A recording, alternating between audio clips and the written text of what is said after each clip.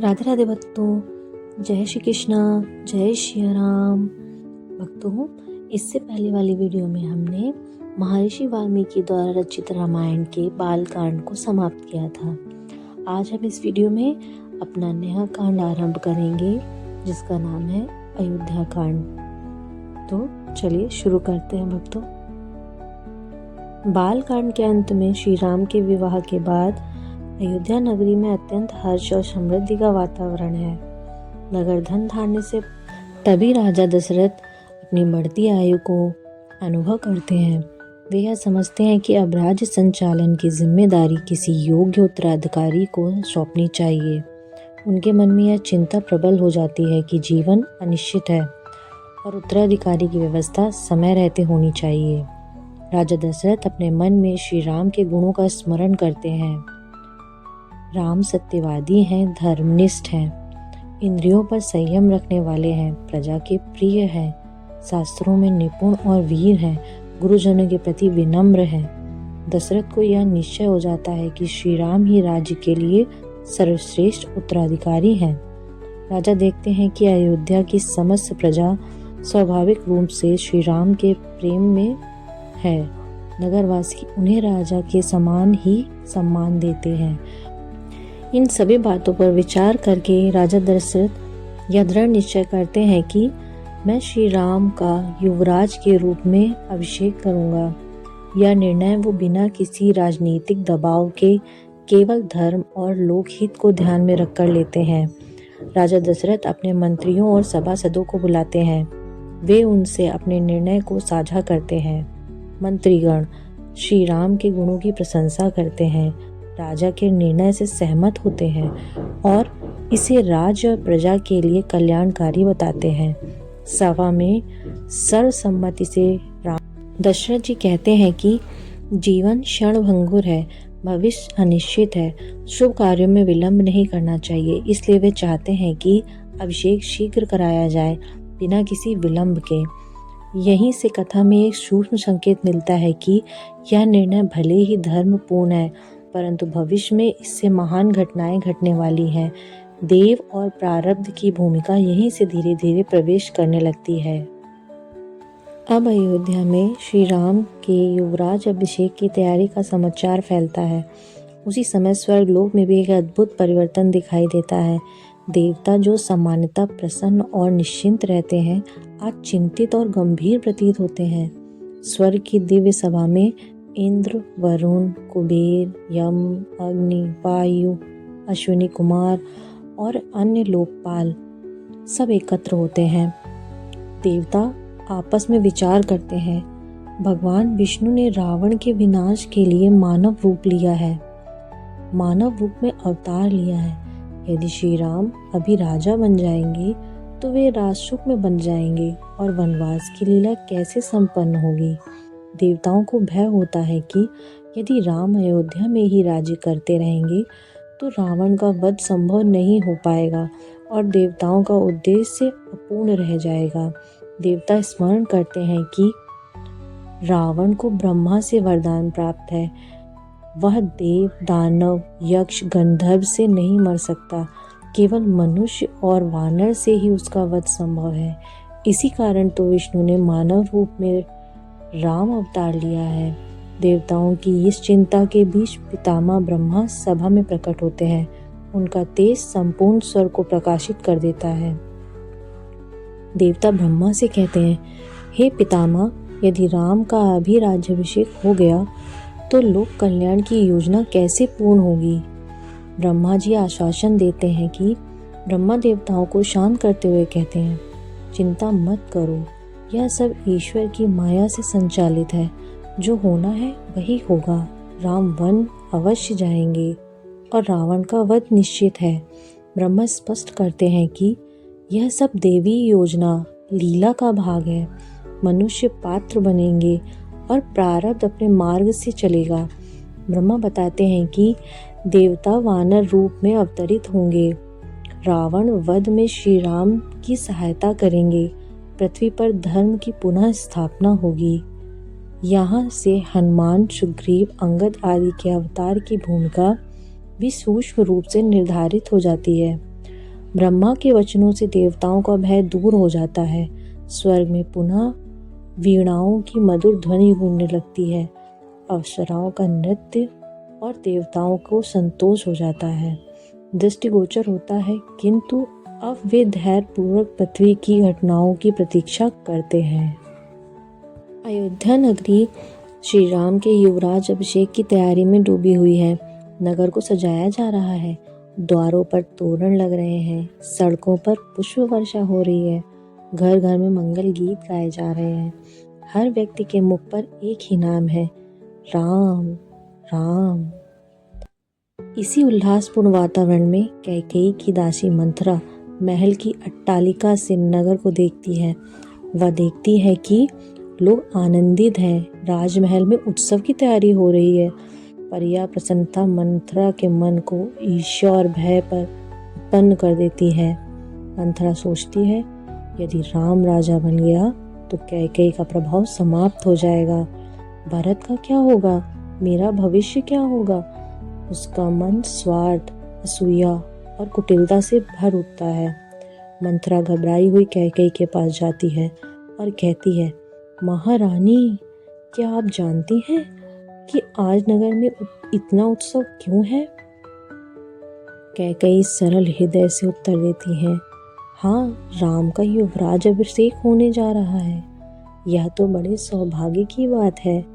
यह सुनते ही मंथरा क्रोधित हो जाती है और कठोर स्वर में कहती है, यह सौभाग्य नहीं, यह तो आपके और भरत के लिए विनाश है। कैकेयी चकित हो जाती हैं। वे पूछती हैं, तुम ऐसा क्यों कह रही हो? मंथरा धीरे धीरे कैकेयी के मन में शंका बोती है। राम राजा बन जाएंगे तो भरत दास बन के रहेगा, कौशल्या की प्रतिष्ठा बढ़ जाएगी, कैकेयी उपेक्षित हो जाएगी, भविष्य में भरत का कोई महत्व नहीं रहेगा। वह कहती है, आज अवसर है, कल पछतावा ही शेष रह जाएगा। कैकेयी प्रारंभ में मंथरा की बातों को अस्वीकार कर देती हैं। वे कहती हैं, राम मेरे पुत्र समान है, मैं ऐसा कभी नहीं सोच सकती हूँ। पर मंथरा नाटक करती है, अपने केश खोल देती है, भूमि पर गिर जाती है और रोने लगती है और कहती है, मैंने आपका हित चाहा है, पर आप मेरी बात नहीं मानती हैं। तभी मंथरा कैकेयी को स्मरण कराती है, क्या आपको वे 2 वर याद नहीं है जो राजा दशरथ ने युद्ध में प्रसन्न होकर आपको दिए थे? कैकेयी चौंक जाती हैं। उन्हें वर्षों पुरानी वह घटना स्मरण हो जाती है। मंथरा स्पष्ट शब्दों में कहती है, उन 2 वरदानों का प्रयोग कीजिए। भरत को राजगद्दी मिले, राम को 14 वर्ष का वनवास दिया जाए। ये शब्द कैकेयी के हृदय में बाण की तरह उतर जाते हैं। कैकेयी का मन डगमगा जाता है। ममता और मोह महत्वाकांक्षा और ईर्ष्या में बदल जाती है। अंततः मंथरा के कुटिल वचनों का प्रभाव पड़ता है। कैकेयी का सरल हृदय कठोर होने लगता है।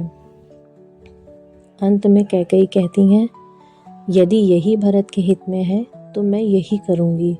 वह निर्णय लेती हैं कि वह राजा दशरथ से वरदान मांगेंगी और अभिषेक को रोक देंगी।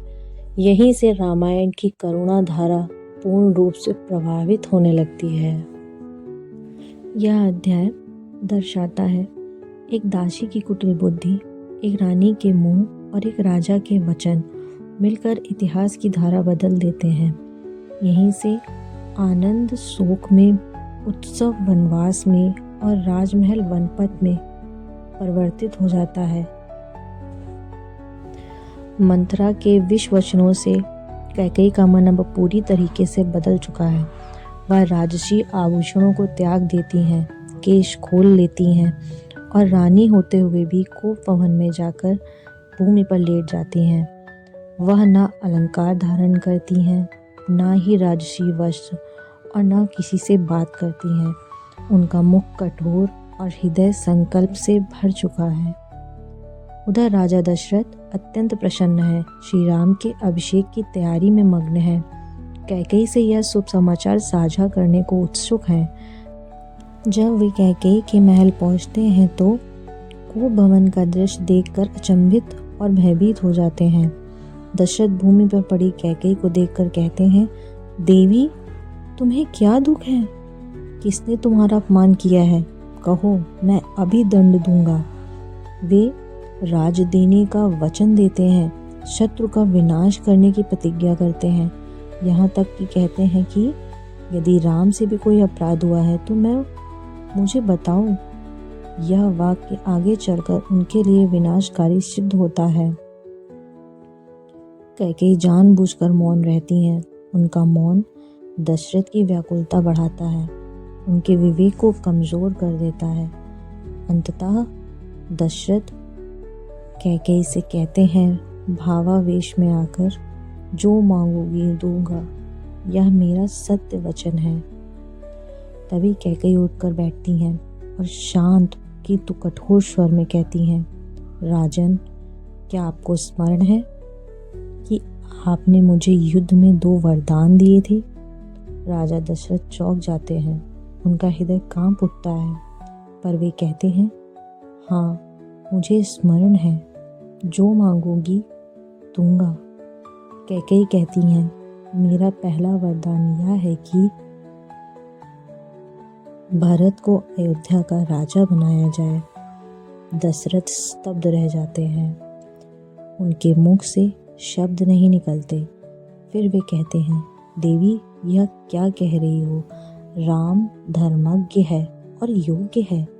पर कैकेयी अडिग रहती हैं। दूसरा वचन। अब कैकेयी अपना दूसरा वरदान मांगती हैं। मेरा दूसरा वरदान यह है कि राम को 14 वर्ष का वनवास दिया जाए। यह सुनते ही दशरथ भूमि पर गिर पड़ते हैं, उनकी चेतना क्षीण हो जाती है, उनका हृदय विदीर्ण हो जाता है। वे विलाप करते हुए कहते हैं, हे देवी, यह मत मांगो, यह वरदान नहीं, वज्राघात है।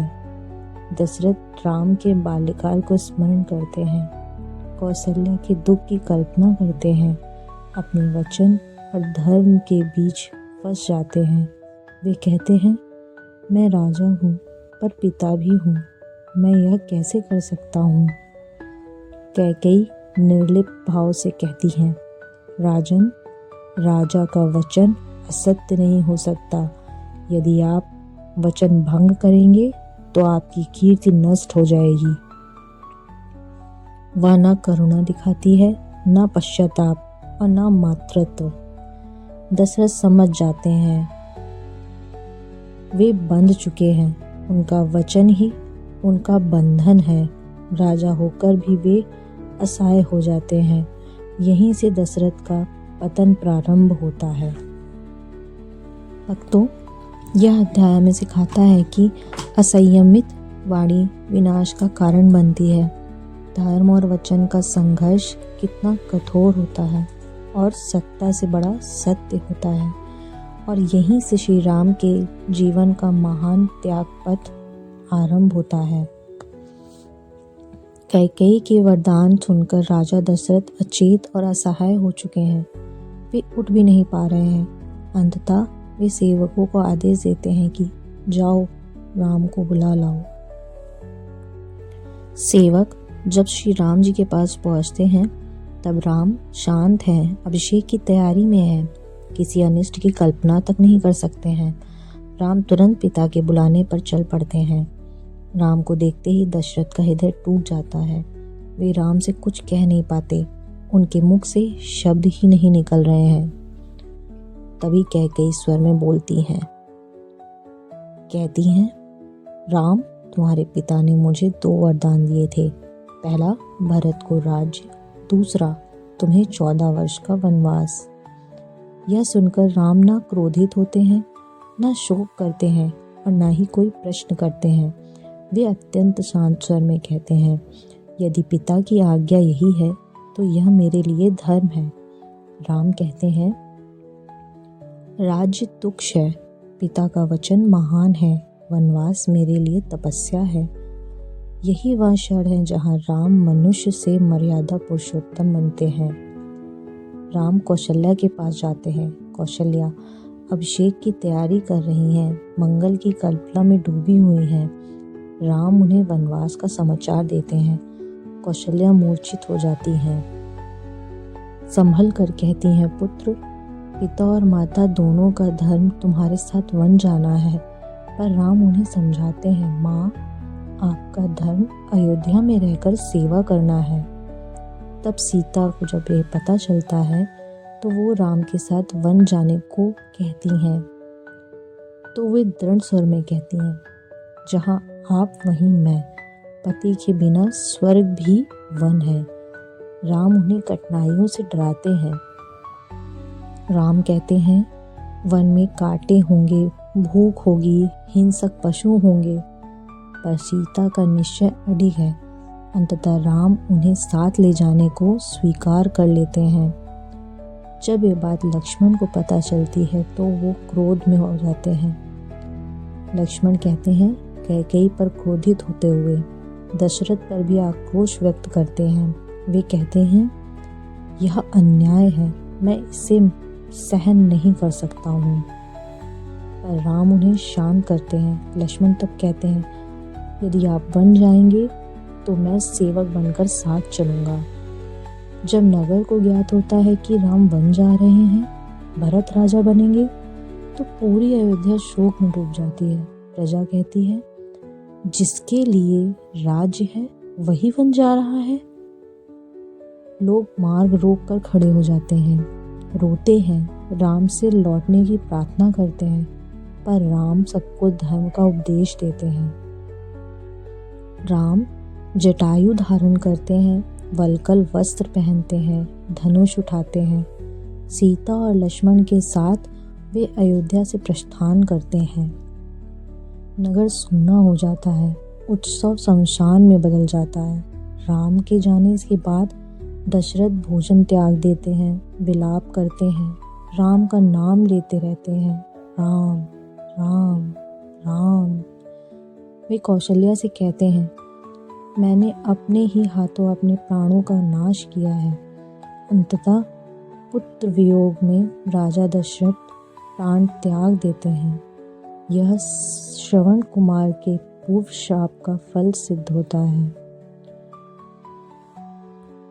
भक्तों, इस अध्याय में त्याग, कर्तव्य, वचन, धर्म और करुणा अपने चरम पर पहुंचते हैं।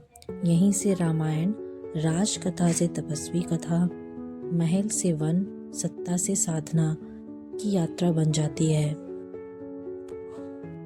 भक्तों, आज अयोध्या कांड में हमने राज्याभिषेक से लेकर के वन गमन तक का अध्ययन किया है। आगे की वीडियो में हम अयोध्या कांड के और आगे के अध्यायों के बारे में जानेंगे।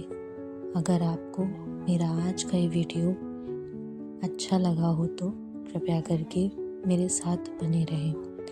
राधे राधे, जय श्री राम, जय श्री कृष्ण, धन्यवाद।